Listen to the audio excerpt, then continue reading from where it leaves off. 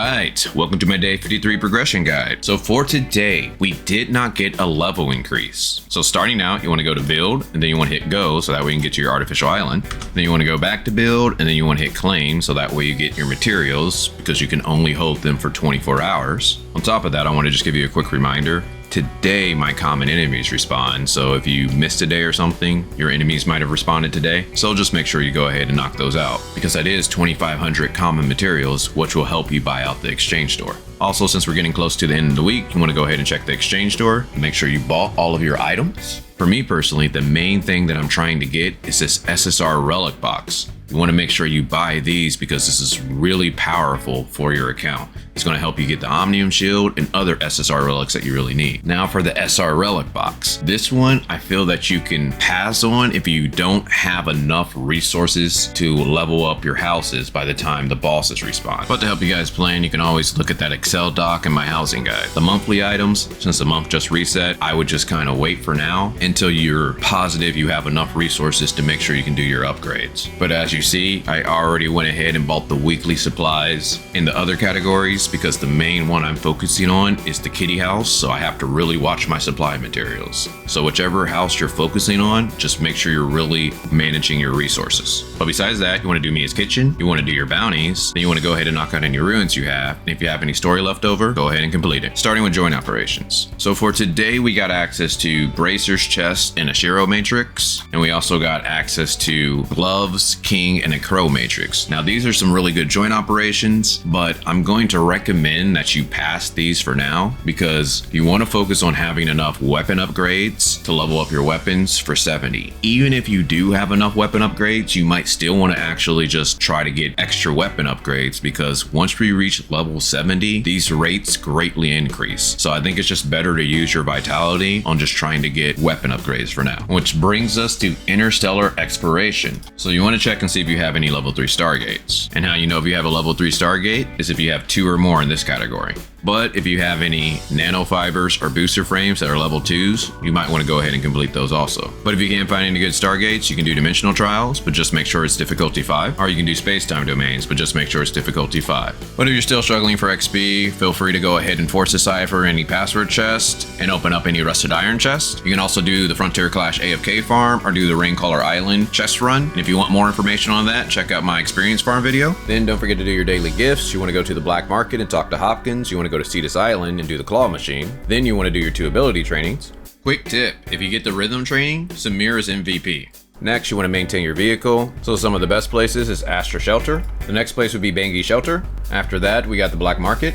And the best place, High Crows. Also attack any elemental rocks you see for crystals. Then we have our events. You want to make sure you're logging in daily so that way you can get your red nucleus. Next, we have the Wheel of Fantasy. I feel this is a trap, so you should skip this. Which brings us to Vera Orienteering. So today we did get phase 2 unlocked. And essentially what you need to do is you need to kill Sobak and Lucia. If you do, you get 500 energy, so that's quite a bit. So even if you're a little behind in phase 1, you can just kill these 2 bosses a couple extra times. On top of that, now that we're in phase 2, we got another request mission. So for the first one, just defeat one of those 2 bosses 2 times, and then you get 700 energy. Then they have the password chest again to where they want you to perfect decipher so that we can get this one. This one I feel is not worth, or at the very least you want to wait till next week to when you can do the weekly tab and you can get those golden chips. The reason being is you can essentially just kill 1 boss and you get the same amount, and you want to try to save all of your chips for Vera because we're going to be able to get a lot of rewards once we get to Vera, which we should hopefully be getting there soon. But taking a look at the store,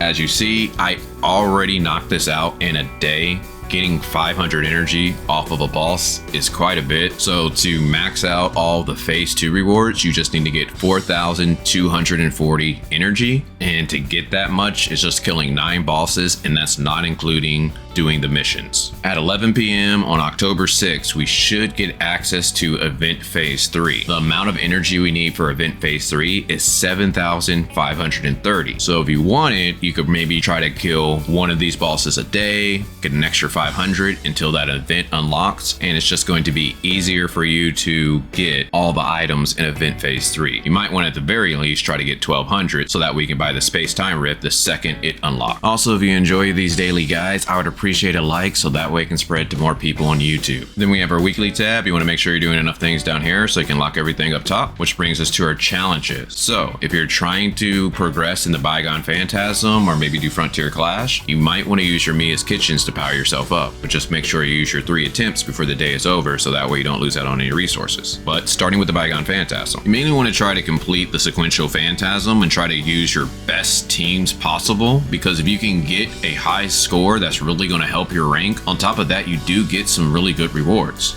At the very least, I would try to get 3,000 rating, that way you can get the best rewards. The other ones are okay, but I wouldn't stress about it. But do remember that we only have 2 days left for the Bygone Phantasm, so if you're done ranking for the week, just make sure you check every day, because a couple people might be trying to take your rank, so you might have to put in a little extra work the last night. Frontier Clash. Now, today we got another attempt. I recommend that you either try to knock this out today or tomorrow, because next week the resists are most likely going to change, and if it gets vote immunity to where most people have vote, it might be pretty hard to clear Frontier Clash. The Wormhole, we have 3 days to complete the Endless mode, so that way we can get that energy crystal dust. Then the Raid, we have 2 days to complete both of these, and you want to make sure you do this because this is a lot of energy crystal dust plus some crystal chunks. Void Rifts, if this is a first time boss for you, you want to go ahead and knock that out. And now we're in another season for PvP, so if you weren't able to get Grand Marshal and you want to go for that, you might want to try to put in a couple hours each day so that way you can make it this season. Next, you want to do your daily buys, so you want to go to Shop, Hot, then buy your 2 Vitality Solutions.